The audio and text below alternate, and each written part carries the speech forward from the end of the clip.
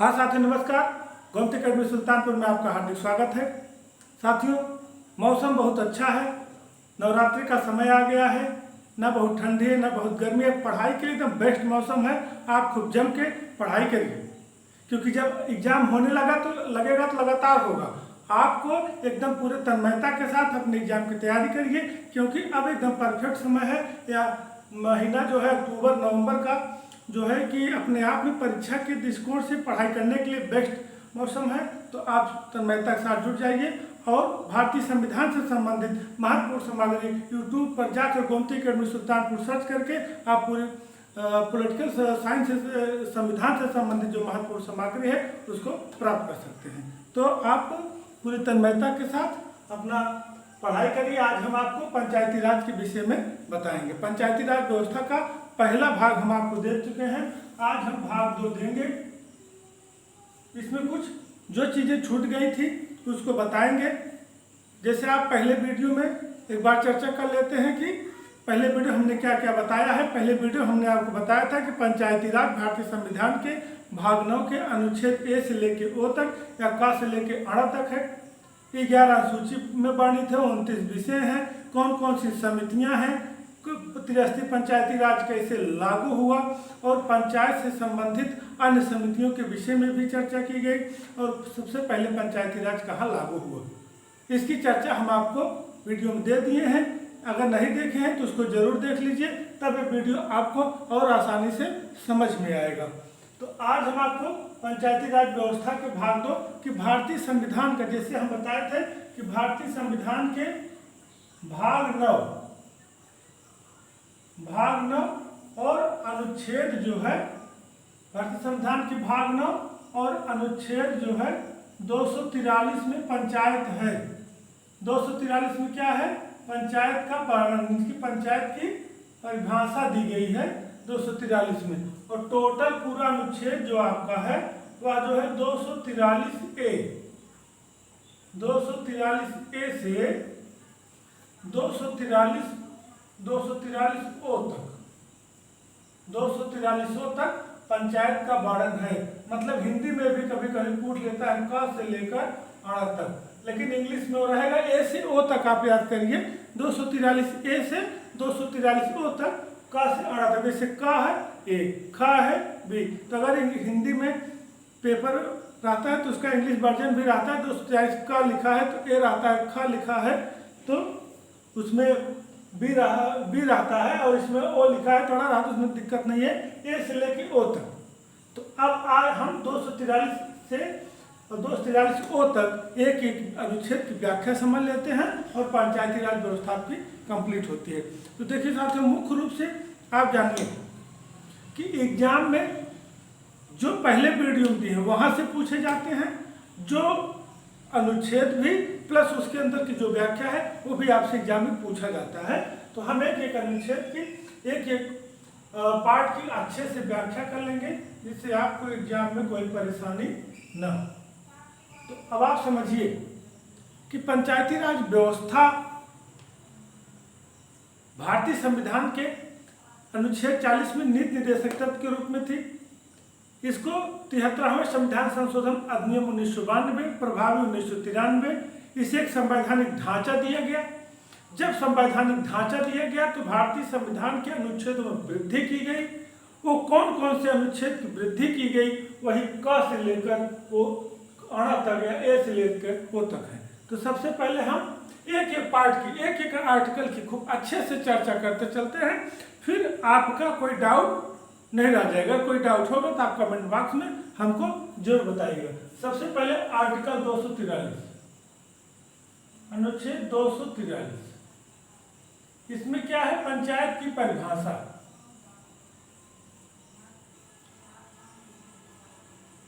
इसमें क्या है? पंचायत की परिभाषा। देखिए 243 में पंचायत का वर्णन है कि पंचायत क्या है, लेकिन उसके बाद जब संविधान संशोधन हुआ, इसको संवैधानिक ढांचा प्रदान किया गया, तो जो आर्टिकल का विकास हुआ, जो आर्टिकल संविधान में जोड़े गए, उससे किस रूप में कार्य करना प्रारंभ किया, हम उसकी चर्चा करेंगे।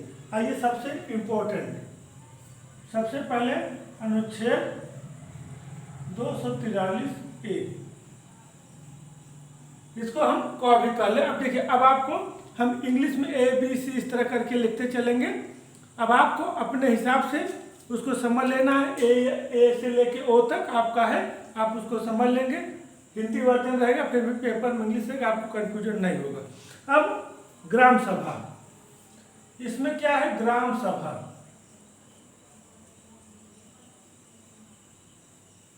तो किस आर्टिकल में क्या है, उसकी व्याख्या क्या है? जब ही पूछ लिया कि ग्राम सभा का या पंचायत की परिभाषा 243, इसी तरह प्रश्न बनेगा ग्राम सभा का उल्लेख किसमें है? 243A में, 73वें संविधान संशोधन द्वारा जुड़ा है 243A में। अब देखिए, ग्राम सभा का गठन, सब चीजें हम आपको पहले भी बताए हैं कि जो चीज हम बोलते हैं उसको बहुत ध्यान से आप समझिए। एग्जाम में जो चीज हम लिख रहे हैं वो भी, जो मुंह से निकल जा रहा है, नहीं लिख पा रहे हैं, वो भी आपके लिए बहुत ही महत्वपूर्ण है। तो ग्राम सभा, सीधा प्रश्न है, ग्राम सभा का उल्लेख किस अनुच्छेद 243 से। अब आप समझिए ग्राम सभा होती क्या है। अब आप सोचेंगे यहाँ से क्या प्रश्न बनेगा, मैं बता रहा हूँ, पूछा गया प्रश्न है कि ग्राम सभा होती क्या है। देखिए, 2-3 गांव मिलकर, 4 गांव मिलकर आबादी के अनुसार एक ग्राम पंचायत बनती है या एक ग्राम सभा बनती है। ग्राम सभा जान गए कि ये गांव का एक समूह है, लेकिन इसमें ग्राम सभा का मुख्य आप समझिए कि इसमें वो व्यक्ति आते हैं जो मतदाता होते हैं। कौन से होते हैं? जो उस ग्राम सभा के मतदाता होते हैं। तो ग्राम सभा के सभी जितने भी गांव के लोग हैं, चाहे मतदाता हैं चाहे मतदाता नहीं है, वो गांव के सदस्य हैं। अब आप ग्राम सभा की परिभाषा समझिए कि गांव 2-3-4 गांव मिलकर जनसंख्या के अनुसार, उनकी आबादी के अनुसार ग्राम सभा होती है। देखिए, पंचायत लोकतंत्र की सबसे निचली इकाई है। हम गांव स्तर से बात कर रहे हैं, अपने दिमाग को गांव स्तर पर ले जाइए। हर व्यक्ति जो हमारा वीडियो देख रहा है, जो हमको पढ़ेगा, वो पंचायत जान रहा है, ग्राम सभा जान रहा है कि 2-3-4 गांव आबादी के अनुसार उनका जो आपका परिसीमन होता है, उसके आधार पर ग्राम सभा बनती है। तो ग्राम सभा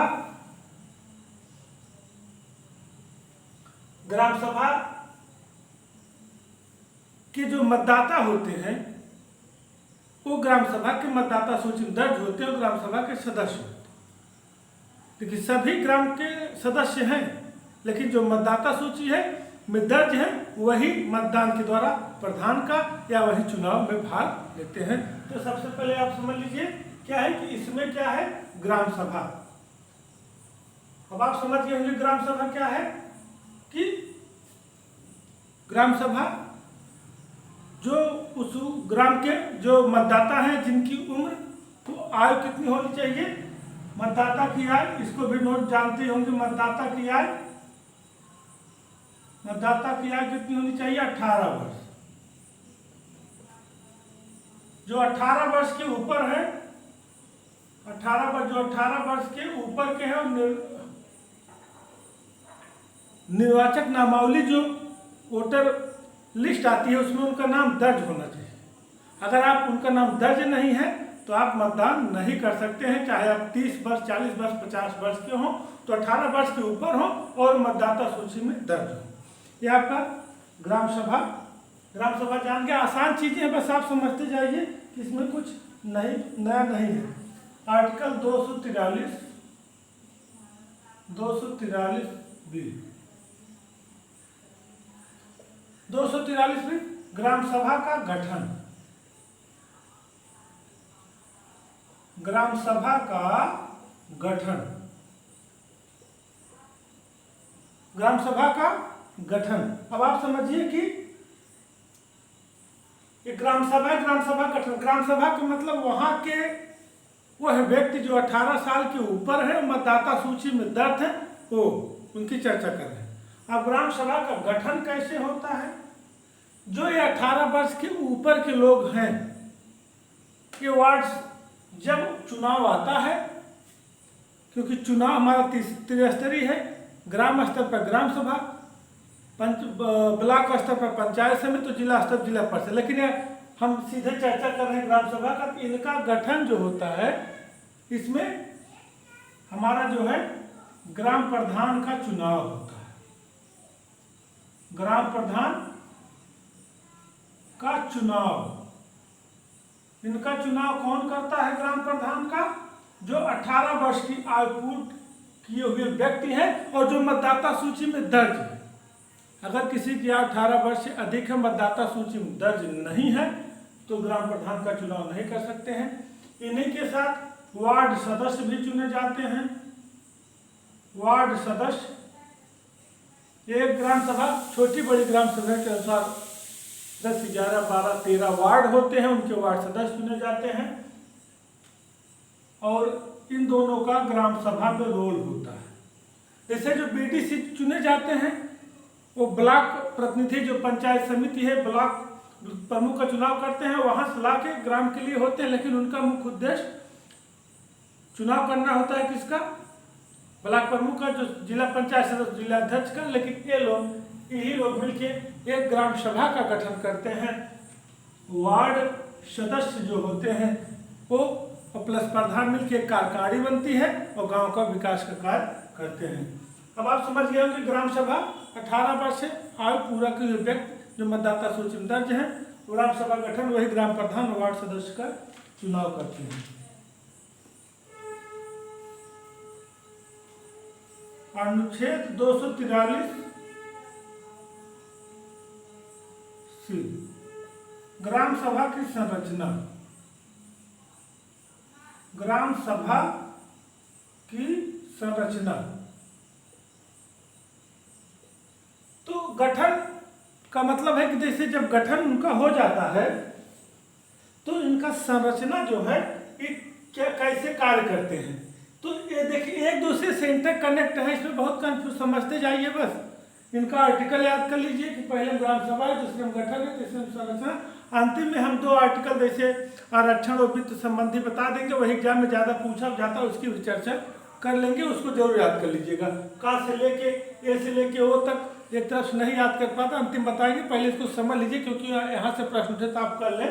ग्राम सभा की संरचना सेम यही चीज़ होता है कि जो वोटर होते हैं वो ग्राम प्रधान का चुनाव करते हैं, वार्ड सदस्य का चुनाव करते हैं। वार्ड सदस्य एक कार्यकारी बनती है, उसमें एक प्रधान, एक उप प्रधान, वार्ड सदस्य। अब ग्राम प्रधान हो जाते हैं। अब एक उप प्रधान होते हैं।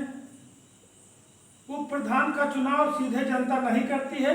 जो हमारे वार्ड सदस्य, जो हमारे 10, 11, 12, 13 वार्ड सदस्य हैं, इसी में से एक उप प्रधान चुना जाता है। एक व्यवस्था है, इनका जनता नहीं चुनती है। जो वार्ड सदस्य होते हैं इन्हीं ग्राम प्रधान, उप प्रधान, वार्ड सदस्य, ये लोग कार्य करते हैं। इसी हिसाब से क्या कार्य चलता रहता है। और उसके बाद इम्पोर्टेंट आर्टिकल आप याद कर लीजिए इसको, आर्टिकल 243D, ये बहुत इम्पोर्टेंट है। हम आपको 3-4 लास्ट में इम्पोर्टेंट बता देंगे, उसको आप जरूर याद कर लीजिएगा। स्थानों का आरक्षण, स्थानों का आरक्षण, स्थानों का आरक्षण, स्थानों का आरक्षण। अब समझिए कि पंचायती राज व्यवस्था में स्थानों का आरक्षण की क्या व्यवस्था है, इसको समझिए। इसमें SC, ST और OBC, SC, ST और OBC सबका उनकी जनसंख्या के अनुसार बार बार से रोस्टर लगाकर स्थान आरक्षित किए जाते हैं। जनरल सीट है, कोई भी चुनाव लड़ सकता है। जनरल महिला है, कोई भी महिला चुनाव लड़ सकती है। SC सीट है तो SC ही वर्ग लड़ेंगे, SC महिला है तो SC महिला ही लड़ेंगे, ST है तो ST ही, OBC है तो OBC। और इसके साथ महिलाओं का आरक्षण है। महिलाओं का आरक्षण कितना है? 1/3। महिलाओं का आरक्षण कितना है? 1/3। मतलब टोटल सीट से आप समझिए कि 1/3 सीट महिलाओं के लिए भरी जाएगी। अब जैसे 100 सीट है मान लीजिए, जैसे पूरे प्रदेश की 100 सीट है तो उसमें मान चलिए कि 33% महिलाएं होंगी, यह चीज पूछा जाता है। तो अब चाहे 3 सीट होगी, एक महिला होना जरूर, 1/3 मतलब टोटल सीट से 1/3 आरक्षण जो है वह महिलाओं के लिए होगा। यह बहुत इंपॉर्टेंट चीज है 1/3। तो इस तरह के अगर प्रश्न आते हैं कि आरक्षण की व्यवस्था क्या है, तो एससी के किसके किसके लिए है, तो एससी के लिए, एसटी के लिए, ओबीसी के लिए और महिलाओं के लिए, सबके लिए। यह प्रश्न पूछते हैं महिलाओं के लिए आरक्षण व्यवस्था कितना है। अगर ऑप्शन में 1/3 है तो 1/3, 33% है 33%। अब वह उस समय ऑप्शन के ऊपर डिपेंड करेगा कि हमको कौन सा करना है। अब इसके बाद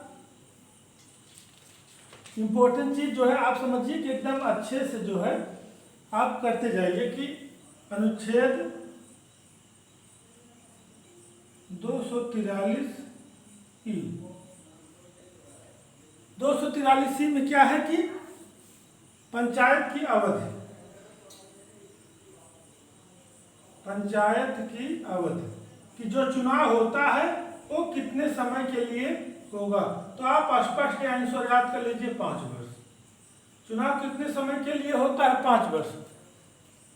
5 वर्ष के लिए चुनाव होता है। अब कुछ चीज और समझ लीजिए, अगर प्रश्न में कथन कारण 1 सही 2 सही इस तरह से कुछ भी अंदर जाता है तो उसकी आप हमारे व्याख्या के रूप में चुन लीजिए कि पंचायत का चुनाव कितने समय के लिए होता है। ऑप्शन रहेगा 2, 4, 5, 6, 5 लगाइएगा।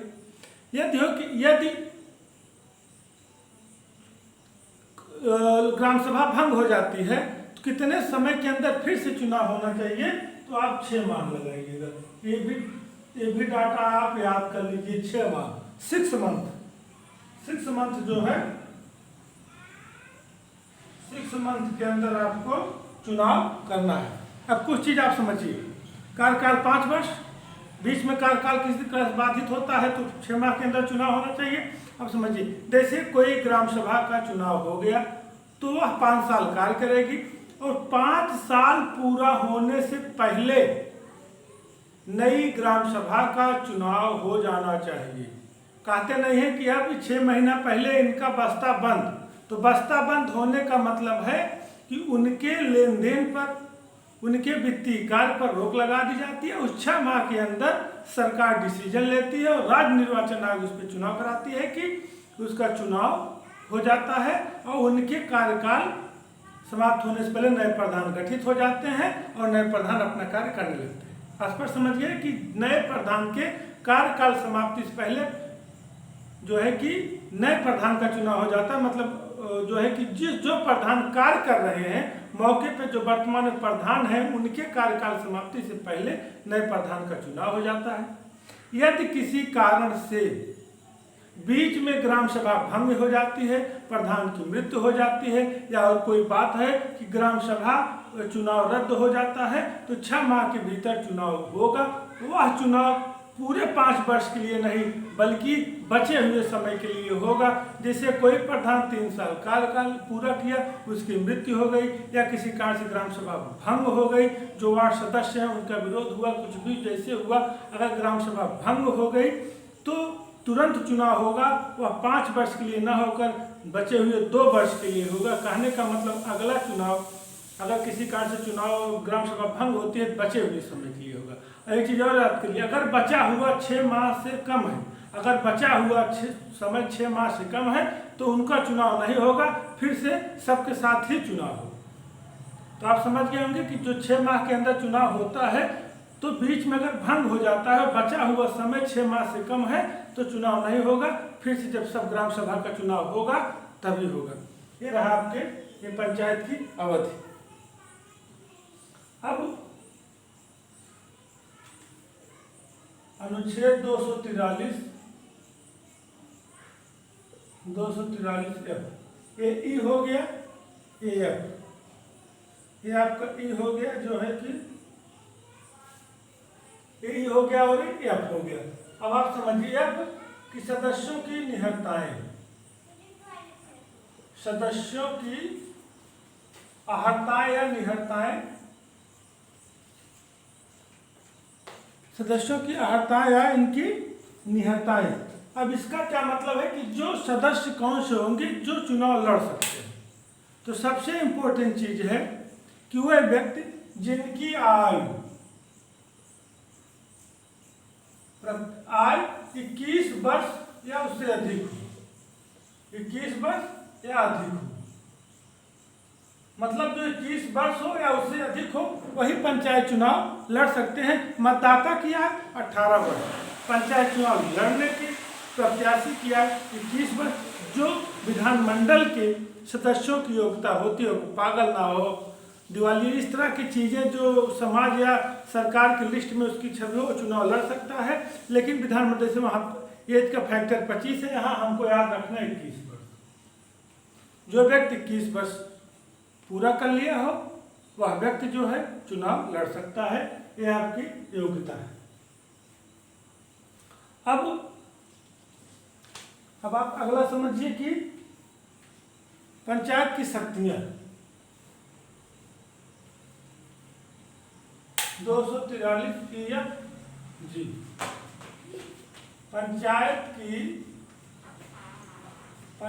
की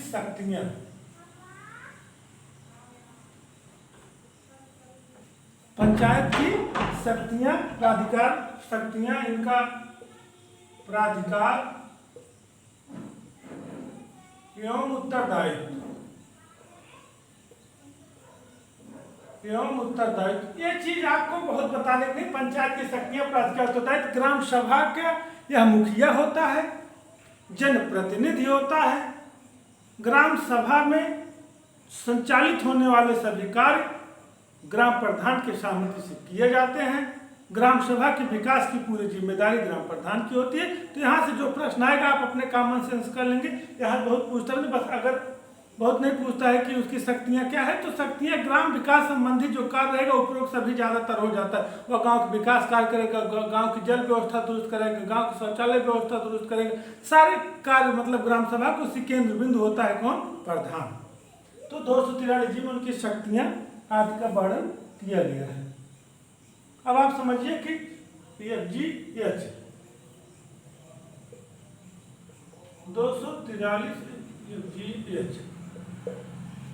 243H में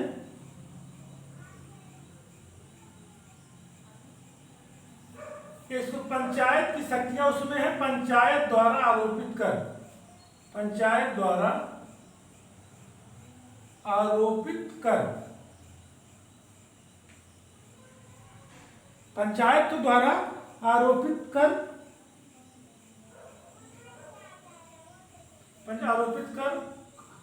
प्राप्त करने की शक्तियां या निधियां कह लीजिए। निधि जो है, देखिए यहाँ कंफ्यूज मत होइएगा। ये पंचायत की शक्ति, प्राधिकार, उत्तरदायित्व, उनका जो पावर है इसमें केवल कर शब्द याद रखिएगा, टैक्स से संबंधित है। इसको आप कंठस्थ कर लीजिए, जो है टैक्स से संबंधित है। तो देखिए प्रधान जो होता है स्थानीय मेला, चुंगी या भारत की निधि से भी उसको अपने विकास के लिए कर या अनुदान प्राप्त करने की शक्ति होती है। वह वित्त आयोग के माध्यम से उसको प्राप्त करता है, कार्य करता है। अभी हम वित्त आयोग चर्चा करेंगे। तो यहाँ पर पंचायत की शक्ति है, यहाँ पर इसके पावर की बात की गई है कि यहाँ पर इसके टैक्स प्राप्त करने की शक्ति की बात की गई है। यहाँ को किस तरह कंफ्यूज नहीं हो। तो दूसरा G और H। G में पंचायत के पावर कि वह क्या क्या कार्य ग्राम सभा में कर सकता है, और किसी कार्य करने के लिए जो धन की आवश्यकता होती है कर की, तो उसके लिए वह जो ग्राम सभा की निधि है उससे कार्य करेगा। स्थानीय जो कर प्राप्त होगा उससे कार्य करेगा। जो बात की संचित निधि या किसी और निधि से वित्त आयोग के माध्यम से टैक्स प्राप्त करेगा उससे कार्य करेगा। तो ये कार्य करने की शक्ति तभी उसकी प्रभावी हो पाएगी जब उसके पास कर प्राप्त होगा। तो कहने का मतलब है कि ये पावर है, ये टैक्स से संबंधित है। यहाँ भी आपको किसी तरह की कंफ्यूजन की जरूरत नहीं है। अब सबसे बहुत महत्वपूर्ण टॉपिक आर्टिकल 243I वित्त आयोग का गठन से संबंधित है। वित्त आयोग का गठन, वित्त आयोग का गठन इसलिए पंचायत की स्थिति का पुनर्विलोकन करने के लिए वित्तीय स्थिति वित्त आयोग का गठन, इसलिए पंचायत के वित्तीय स्थिति का पुनर्विलोकन करने के लिए या उसकी जांच करने के लिए या पुनरावलोकन करने के लिए, पुनरावलोकन के लिए। इसका क्या मतलब है, इसको आप समझिए कि कभी कभी पूछता है कि वित्त, जैसे वित्त आयोग हम बताएं कि संघीय वित्त आयोग है, 280 में जो केंद्र सरकार के लिए है, वो एक वित्त व्यवस्था का जो उसका कार्य है, राज्य और केंद्र का जो संतुलन बनाता है। मुख्य कार्य उसका क्या है, हमने आप अगर नहीं देखे हैं तो हमारे चैनल पर जाकर आप वित्त आयोग देख लीजिए, आर्टिकल 280। यह संतुलन बनाता है किसका, केंद्र और राज्य का वित्तीय स्थिति के लिए। तो 243 आई में कि वित्त आयोग का जो 73वां संविधान संशोधन हुआ उसमें कहा गया कि राज्य के लिए वित्त आयोग होगा। तो यही वित्त आयोग का गठन पंचायत की वित्तीय स्थिति की पुनर्विलोकन की समीक्षा करने के लिए, जब वित्त आयोग आएगा तो तभी पंचायत निधि में धन आएगा, तभी कार्य होगा। तो जैसे केंद्रीय वित्त आयोग जो है उसका गठन कौन करता है, राष्ट्रपति। के राज्य वित्त आयोग है, इसी के माध्यम से केंद्रीय वित्त आयोग राज्य वित्त आयोग से संतुलन स्थापित करता है और राज्य को, हमारी पंचायतों को धन मिलता है, कार्य होता है। तो इसका वित्त आयोग का गठन की जिम्मेदारी किसका होता है, राज्यपाल। यहाँ कंफ्यूज नहीं होइएगा, राज्यपाल को। और इनका कार्यकाल वित्त आयोग को कितना होता है, जैसे ग्राम सभा का कार्यकाल प्रधान 5 वर्ष होता है, वैसे इसका 5 वर्ष होता है। प्रति 5 वर्ष बाद जैसे केंद्र सरकार वित्त आयोग का गठन करती है, वैसे 5 वर्ष बाद राज्य सरकार भी राज्यपाल वित्त आयोग गठन करता है, जो ग्राम सभा की वित्तीय स्थिति की समीक्षा करती है, उसको धन मुहैया कराती है और उसको विकास कार्य होता है। तो अगर आप दिमाग से याद करेंगे, अगर 243 जी याद है, इनकी शक्तियाँ कब प्रभावी होंगी, कब अच्छे से कार्य कर पाएंगे, जब इनको कर मिलेगा, वित्त आयोग पैसा देगा। इस तरह आप ये चाहे याद किए रहेंगे तो आपको दिक्कत नहीं आएगी। अब आप समझिए कि अगला आर्टिकल 243 GHIJ। देखिए 2-3 इंपॉर्टेंट चीजें हैं, बाकी सब सिर्फ मेन चीजें अगर आपको पता हो जाएंगी कि पंचायत लेखाओं की संपरीक्षा, इसमें सीधे से लिखा है कि पंचायतों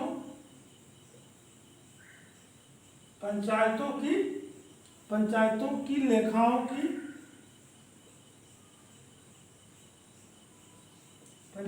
लेखाओं की संपरीक्षा।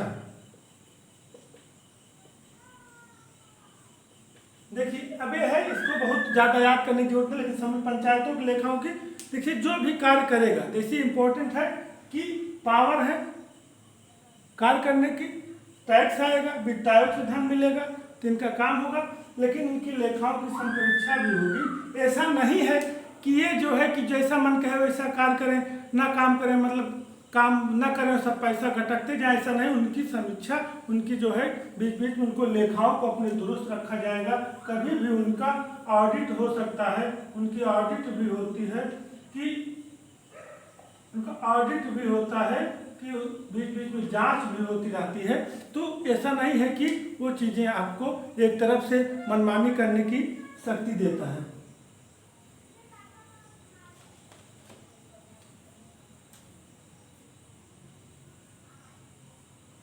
आर्टिकल 243 GHIJ की। अब 243 के ये चीज जो है आप समझते चलिए कि वित्त से संबंधित मामला की अगर जहाँ तो वहाँ संपरीक्षा है, और पंचायतों के लिए निर्वहन, पंचायतों के लिए निर्वाचन जो है, पंचायतों के लिए निर्वाचन के लिए निर्वाचन। अब पंचायतों के लिए निर्वाचन, जैसे पंचायत की देखिए हम ग्राम सभा गठन ग्राम सभा की संरचना, ग्राम सभा का आरक्षण, यहाँ पंचायतों में निर्वाचन। तो ये आर्टिकल आप समझ लीजिए, बाकी व्याख्या आप जान चुके हैं। जैसे ग्राम सभा है, इनका गठन, इनकी संरचना है, निर्वाचन के में है। तो के मतलब वही कि जो 18 वर्ष के अधिक ऊपर हैं, जब चुनाव समय आता है मतदाता देते हैं, जिसको ज़्यादा मत मिले रहा तो विजयी घोषित होता है, ग्राम सभा सारे कार्य संचालित करता है। अब अगला है, अब आप समझिए कि इसको आपका हो गया है। अगला जो है IJK निर्वाचन तक हो गया है कि आर्टिकल 243 आपका के तक हो गया था। IJK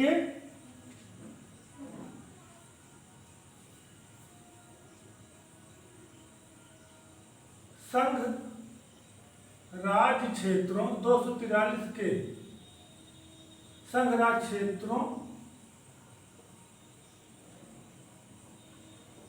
पर लागू, संघ राज्य क्षेत्रों पर लागू होना, संघ राज्य क्षेत्रों पर लागू होना। अब कहने का मतलब है कि कुछ ऐसी विसंगतियां हैं कि जो जिस वजह से कहीं कहीं पर पंचायती राज व्यवस्था लागू नहीं है। तो पंचायती राज व्यवस्था जैसे हमारा संघ शासित क्षेत्र जैसे दिल्ली में पंचायती राज व्यवस्था लागू नहीं है।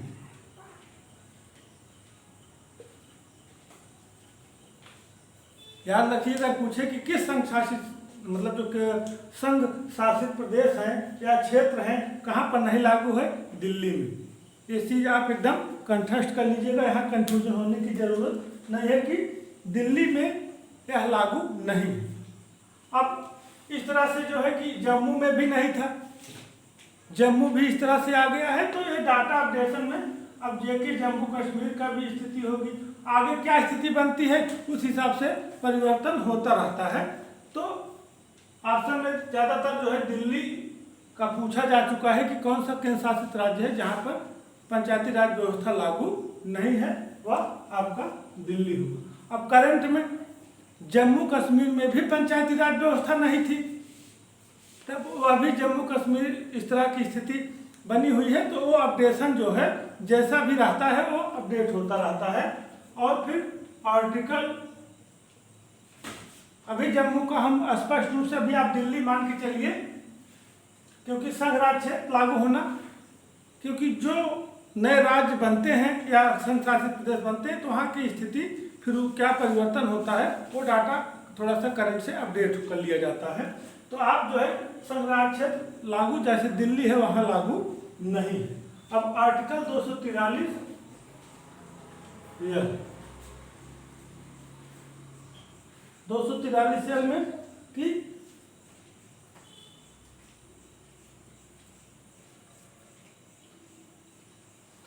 एल था, के तक हम बता दिए थे, ये आपका एल था, यहाँ कंफ्यूज मत होइएगा कि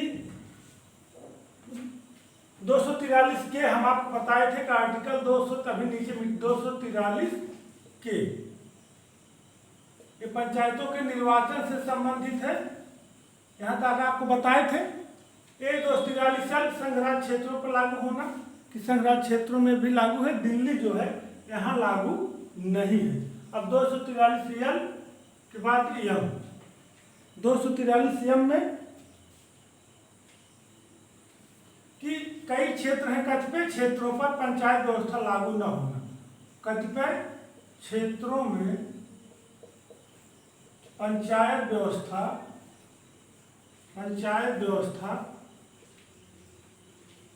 लागू न होना,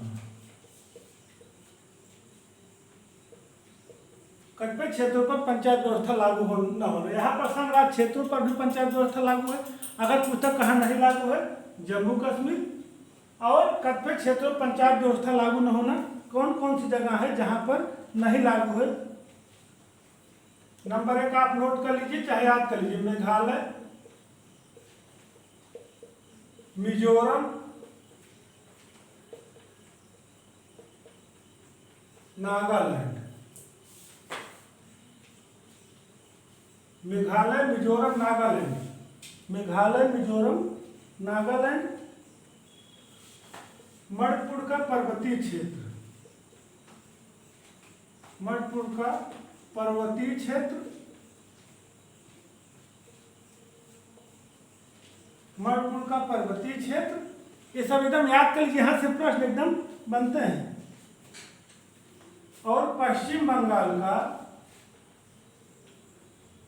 पश्चिम बंगाल का दार्जिलिंग जिला, दार्जिलिंग जिला। तो कहने का मतलब है कि ये ऐसे क्षेत्र हैं जहां पर यह लागू नहीं है। कौन कौन सा है कि मेघालय, मिजोरम, नागालैंड, मणिपुर का पर्वतीय क्षेत्र, पश्चिम बंगाल का दार्जिलिंग जिला। ये ऐसे क्षेत्र हैं जहां पर पंचायती राज व्यवस्था लागू नहीं है।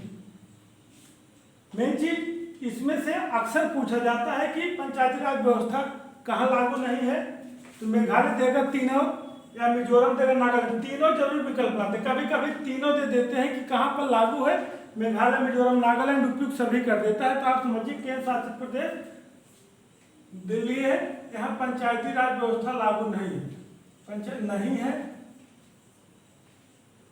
मेघालय, मिजोरम, नागालैंड, मणिपुर पर्वतीय क्षेत्र, पश्चिम बंगाल का, उसमें भी कई पर्वतीय क्षेत्र है, लेकिन दार्जिलिंग जिला लागू नहीं है।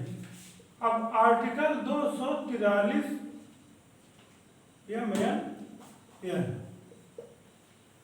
243 कि इसमें अब देखिए इंपॉर्टेंट चीजें हो गया, थोड़ा सा बचा हुआ है।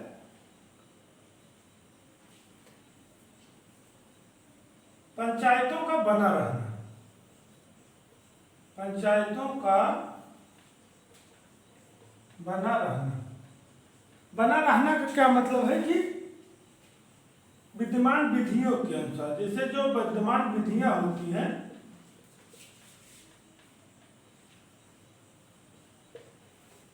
पंचायतें अपने कार्य योजना के अनुसार जो विद्यमान विधियां होती हैं, पंचायतों को कैसे कार्य करना है उस हिसाब से वह अपने संरचना के अनुसार बनी रहती हैं। तो आर्टिकल 243 को जो अंतिम है वो यही है कि ये भी इम्पोर्टेंट है कि निर्वाचन संबंधित मामले में जो पंचायतों के निर्वाचन के मामले में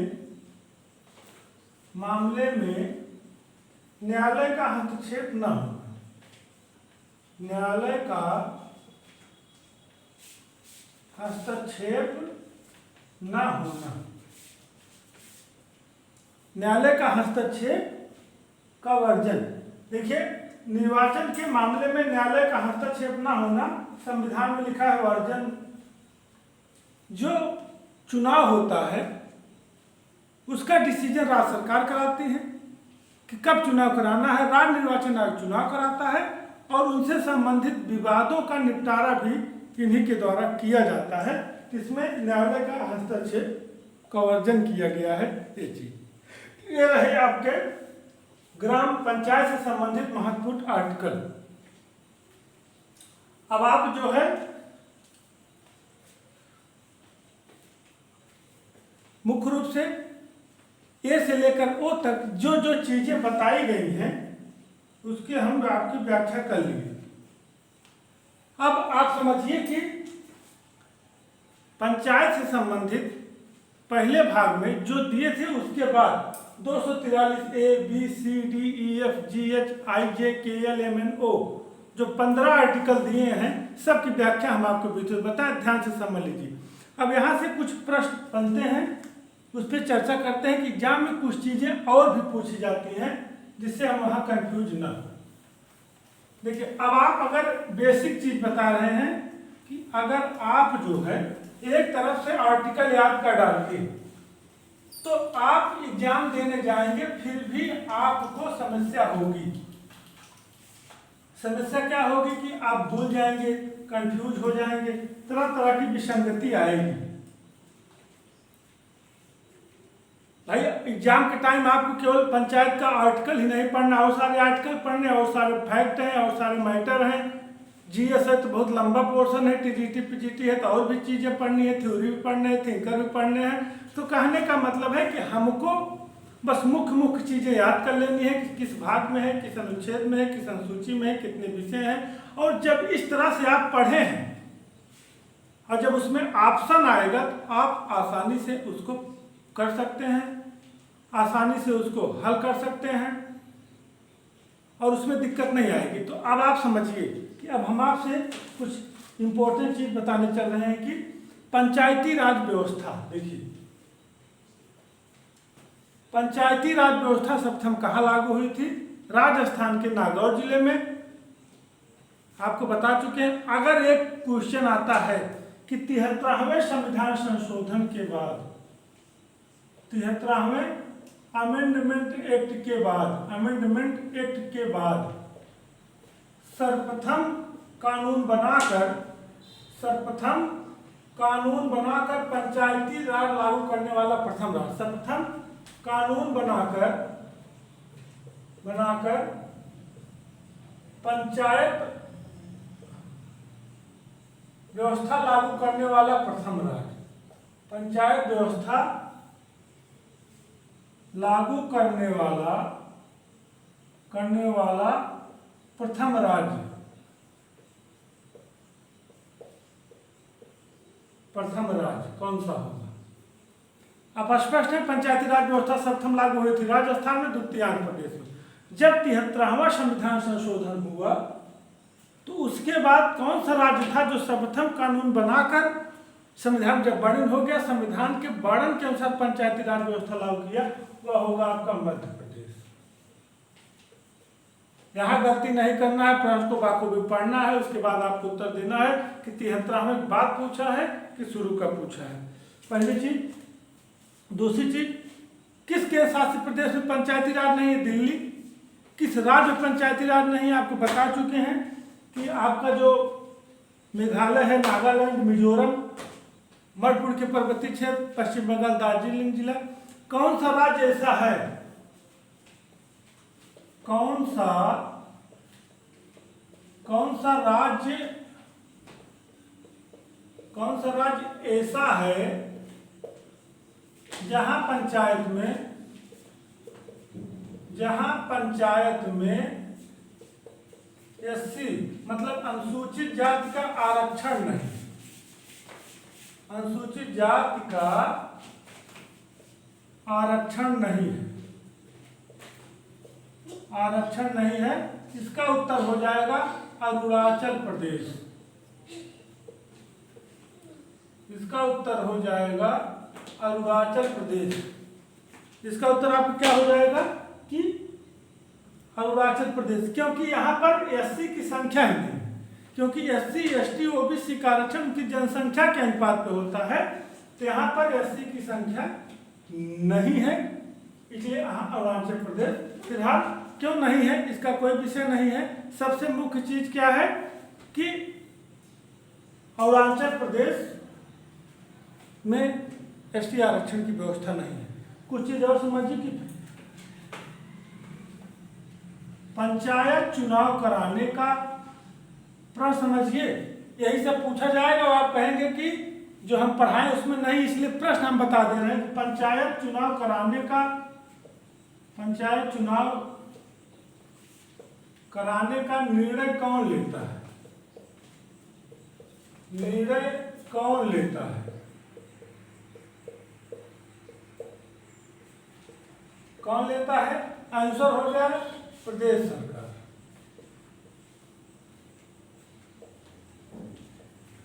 यह प्रदेश सरकार के ऊपर डिपेंड होता है कि पंचायत चुनाव कब होगा। कराता कौन है? राज्य निर्वाचन आयोग।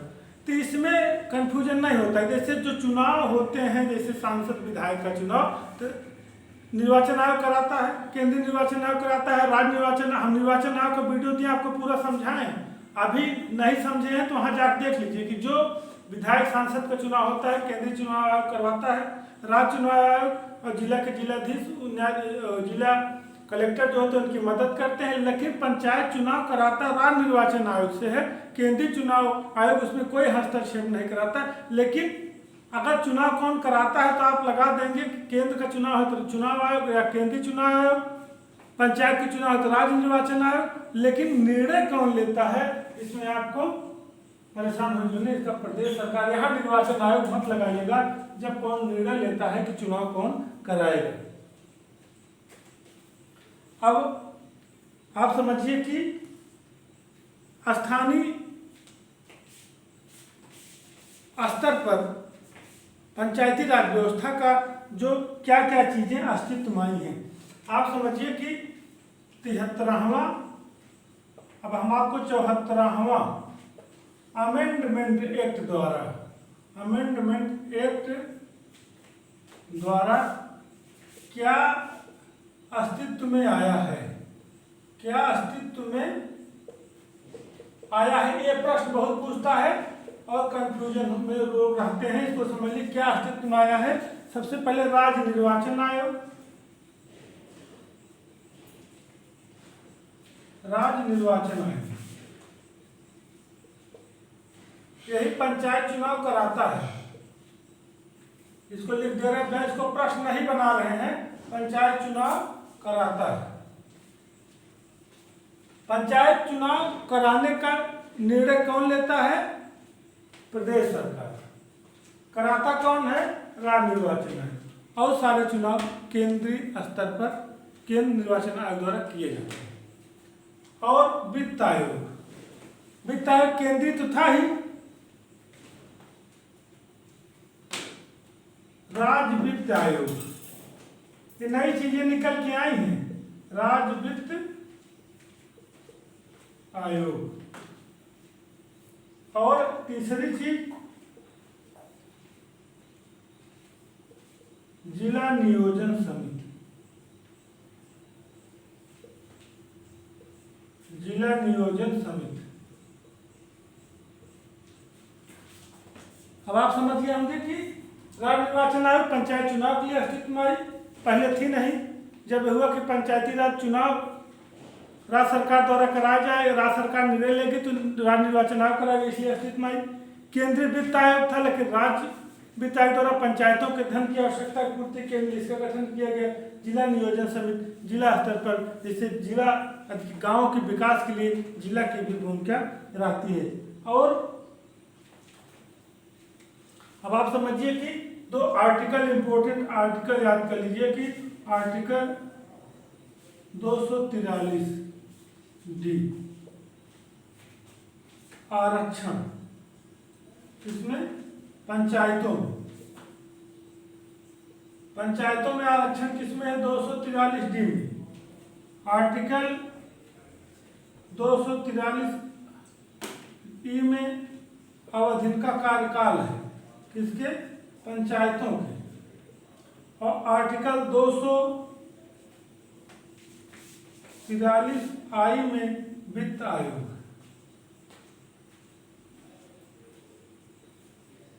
दो 243 में वित्त आयोग है।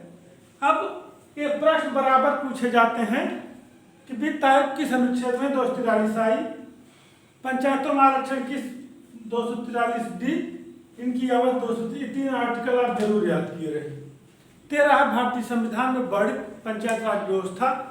अब हम भाग 9 का 74वें संविधान संशोधन से जो नगर पालिका को अधिकार दायित्व कर्तव्य मिले उसके विषय में बताएंगे। तब तक के लिए शुभकामनाएं। जय हिंद, जय भारत।